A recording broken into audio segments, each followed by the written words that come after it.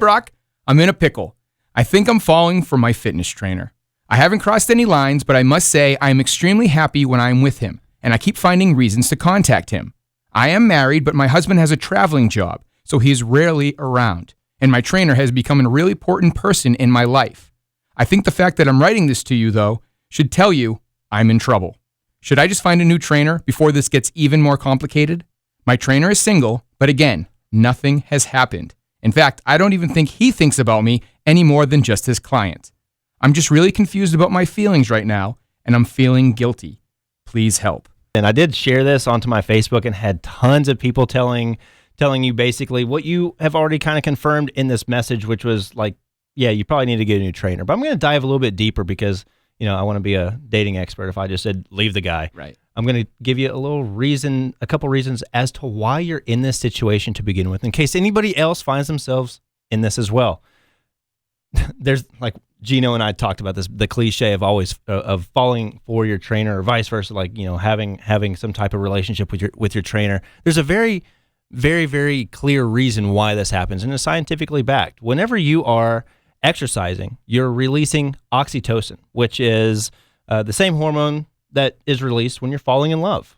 So if you are constantly seeing somebody, say 2-3 times a week, your trainer, spending one-on-one time, sharing more than maybe just your fitness goals, maybe you're talking about your personal life, your kids, your things that aren't happening very well at your house. Like if you're saying, yeah, I wish my husband would talk to me like this, or whatever the situation is, you're going to start bonding during the release of that oxytocin chemical.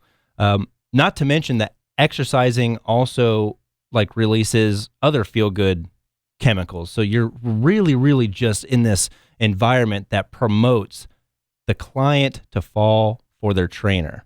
And I say this because trainers often don't even care that you're falling for them because it makes them more money. Sure. It certainly does. If you're hooked on your trainer, you're going to want to keep coming back. So it's kind of something that they're okay with you doing. Also, I'm real quick, I am not throwing trainers under the bus. I know it might sound like I am, but what ends up happening when you do spend a lot of time with somebody is you do start talking to them and asking them for advice on other stuff other than your fitness goals. And they're not really qualified to do that. When that happens, sometimes lines can get crossed. The boundaries of the client, trainer, business dynamic can become blurred. And before you know it, you're kind of in a situationship. You're in an entanglement, if you will, and you never realize that you were heading down this road.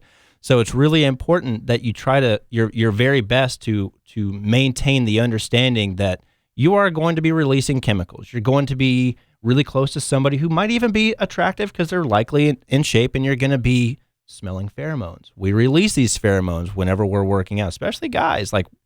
There are studies that show that women are attracted to some types of sweat pheromones that men release. And if you're with a guy that's doing this, who's making you feel good about yourself while you're exercising, like I said, it's just an environment that's almost inescapable for it to remain professional. I'm not saying it can't, but it is an environment that's definitely dangerous. So that's why you're likely in this situation. And yes, he probably doesn't even know that you're feeling this way, or he doesn't even care if you are. So you really need to take a step back, realize what's likely happening, and make a really good decision for yourself and for your marriage. And here's the other thing. You did point out that he travels a lot. A lot of husbands have to travel, take care of their family, and it's just nature of the beast.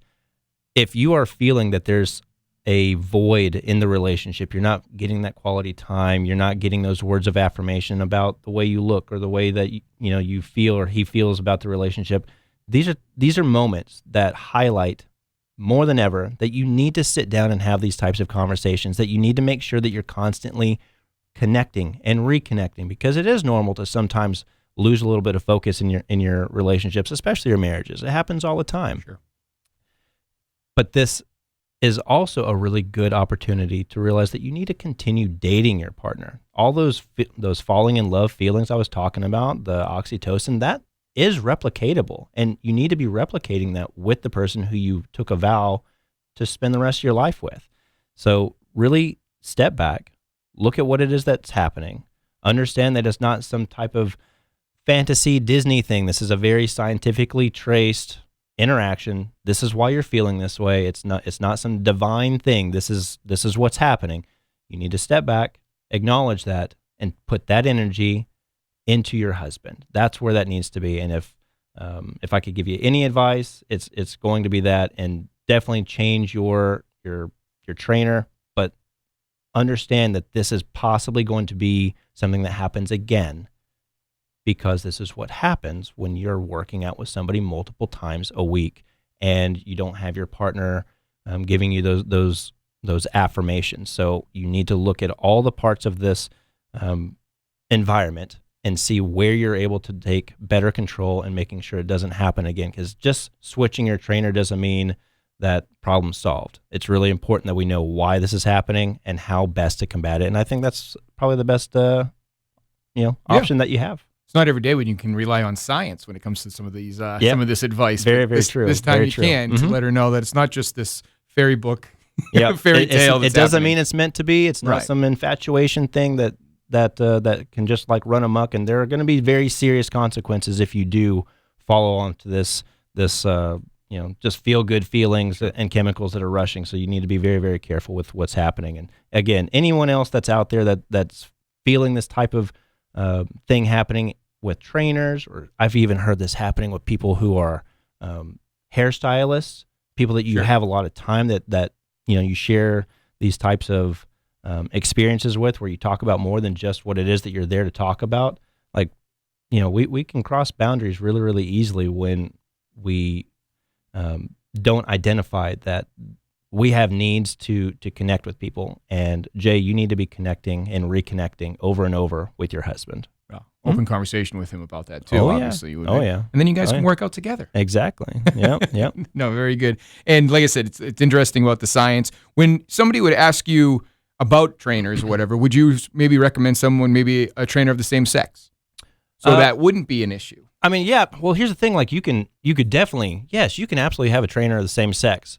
I think that feel good feeling can happen even with members of the same sex. True. If you spend a lot of time with somebody who makes you feel good, you're going to want to be around them a lot more. Now, yes, if you are with someone who's opposite sex, you're able to take that into a very unhealthy space if you're in a committed relationship. But you see this all the time. Like, the more time the quality time that you spend with somebody that makes you feel seen and validated, the more you're going to want to be around that person. And that's what is happening right here. You're spending, I'd assume, at least once a week if you're serious about your training, and you're going to be, consistently looking forward to that, because that's where you feel seen and validated. So you need to figure out how you can obtain that type of validation with your husband, or at least places that don't jeopardize the relationship and the vow that you made with him.